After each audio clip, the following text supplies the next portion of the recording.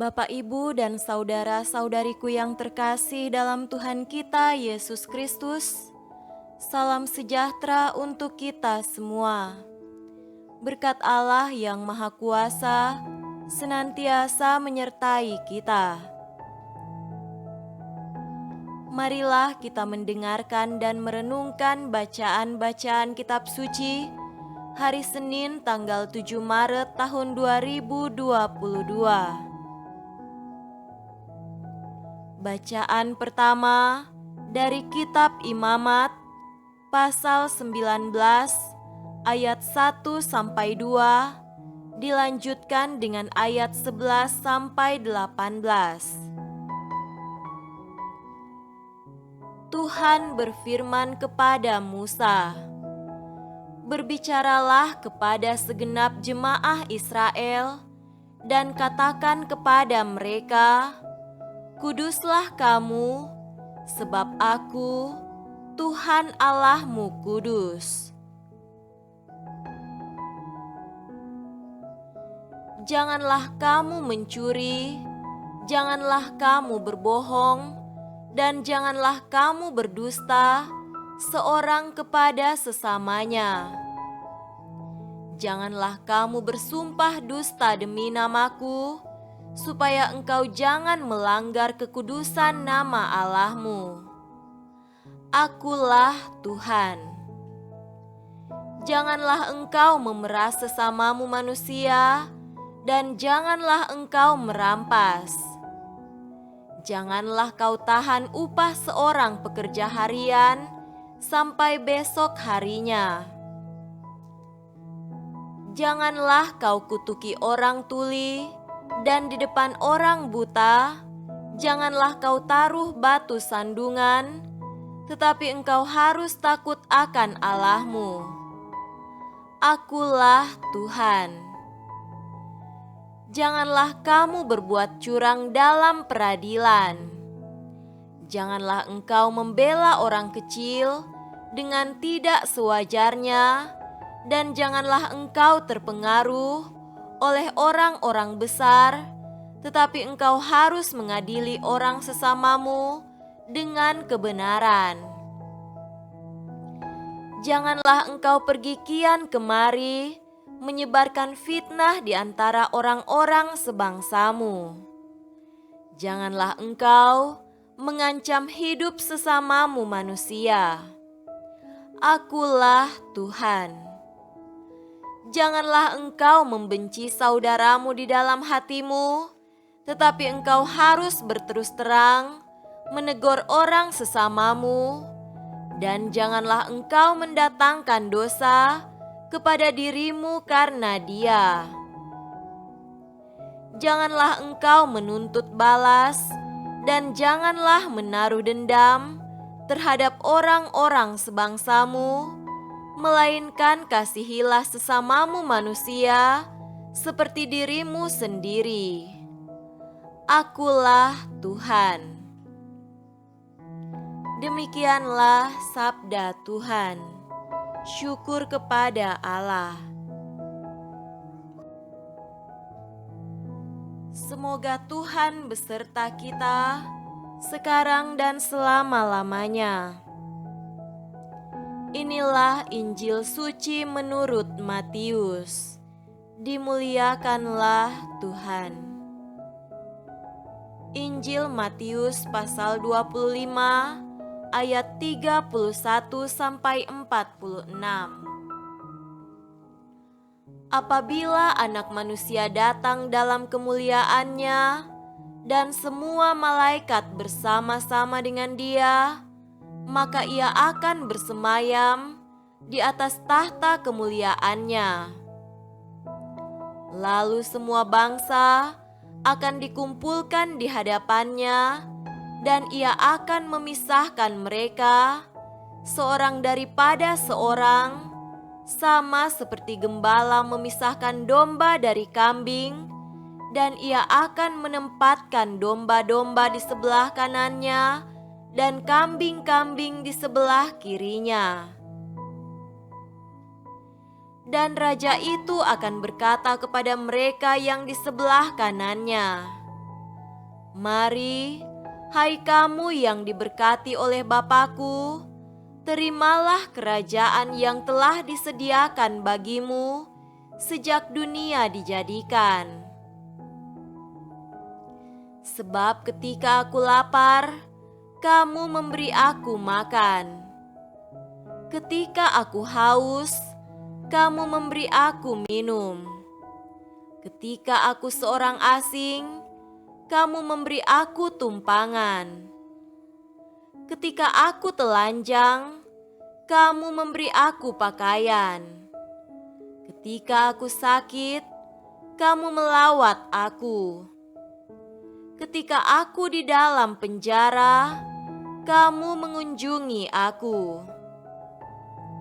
Maka orang-orang benar itu akan menjawab dia katanya, Tuhan, bila manakah kami melihat Engkau lapar dan kami memberi Engkau makan, atau haus dan kami memberi Engkau minum?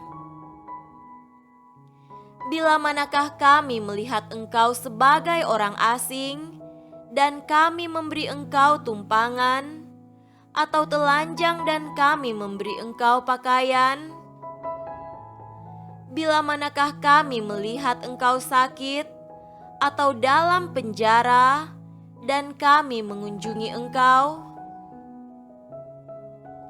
Dan raja itu akan menjawab mereka, Aku berkata kepadamu, sesungguhnya segala sesuatu yang kamu lakukan untuk salah seorang dari saudaraku yang paling hina ini, kamu telah melakukannya untuk aku. Dan ia akan berkata juga kepada mereka yang di sebelah kirinya, Enyahlah dari hadapanku, hai kamu orang-orang terkutuk, enyahlah ke dalam api yang kekal, yang telah sedia untuk iblis dan malaikat-malaikatnya. Sebab ketika aku lapar, kamu tidak memberi aku makan. Ketika aku haus, kamu tidak memberi aku minum. Ketika aku seorang asing, kamu tidak memberi aku tumpangan. Ketika aku telanjang, kamu tidak memberi aku pakaian. Ketika aku sakit dan dalam penjara, kamu tidak melawat aku. Lalu mereka pun akan menjawab dia katanya, Tuhan, bila manakah kami melihat Engkau lapar, atau haus, atau sebagai orang asing, atau telanjang atau sakit, atau dalam penjara, dan kami tidak melayani Engkau? Maka ia akan menjawab mereka, Aku berkata kepadamu, sesungguhnya segala sesuatu yang tidak kamu lakukan untuk salah seorang dari yang paling hina ini, kamu tidak melakukannya juga untuk aku. Dan mereka ini akan masuk ke tempat siksaan yang kekal, tetapi orang benar ke dalam hidup yang kekal. Demikianlah sabda Tuhan. Terpujilah Kristus. Saudara-saudariku yang terkasih dalam Tuhan kita Yesus Kristus, tema renungan kita pada hari ini adalah Allah, Hakim Cinta Kasih. Banyak dari kita masih hidup dalam perjanjian lama. Tatkala masih serakah dan durhaka, kita mudah jatuh ke dalam kejahatan dan dosa. Karena itu, peraturan dan perintah Allah yang disuarakan para nabi dimaksudkan agar kita hidup teratur dan taat akan tatanan hukum. Tobat adalah gaung suara hati. seperti kesadaran raja yang mengoyakkan pakaian dan menyelubungi badannya dengan kain kabung, lalu masuk ke rumah Tuhan. Ia rela ditegur dan mau diatur. Ia siap mendengar perintah dan melaksanakan tanpa berbantah. Dengan acungkan 10 jari, digemakan lagi pentingnya 10 perintah Allah dilaksanakan. Dengan dahi ditandai abu, masa Prapaskah adalah masa kita merenungi hidup dalam bayang-bayang gelap alam manusia. Lapar, haus, telanjang, asing, terpenjara, sakit, dan sekarat adalah bagian kematian. Namun, sembari melangkah maju, kita memandang dari jauh pijar cinta Allah. Sesungguhnya, Allah telah rela masuk ke dalam bayang-bayang itu dengan meredupkan diri. Sembunyi dalam sunyi, Dia tinggal di antara kita, memberi teladan bagaimana seharusnya kita menjadi manusia sesuai dengan citranya. Saudara-saudariku terkasih, kasih adalah mahkota dari segala peraturan dan hukum. Kasih sejati itu pelayanan yang menuntut kurban, bersikap rendah hati, siap berletih-letih, sabar, dan tegar dalam aneka cobaan.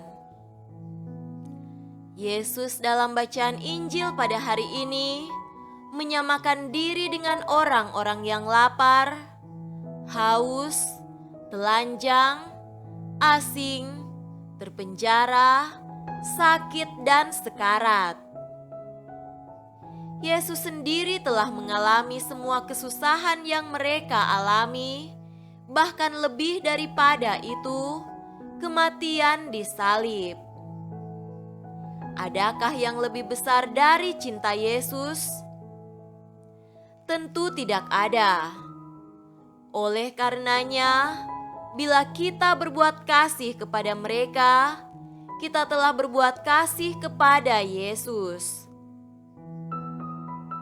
Surga atau neraka seolah-olah telah menjadi imbalan, yakni hadiah atau hukuman. Tetapi seorang beriman yang hidup dalam Roh Kudus menjadi pelayan kasih tanpa pamrih. Bukan karena iming-iming akan surga atau takut akan neraka. Cinta saja cukup. Cinta itu memberikan yang terbaik. Bila kita di pihak yang lapar, dahaga, telanjang, asing, terpenjara, sakit, dan bahkan sekarat, kita persembahkan semuanya itu sebagai silih dan tobat. Kita perlu memiliki harapan. Kita harus tetap berharap dan setia. Sang Cinta akan menolong kita karena Yesus berjanji menyertai kita sampai akhir zaman. Semoga demikian. Amin.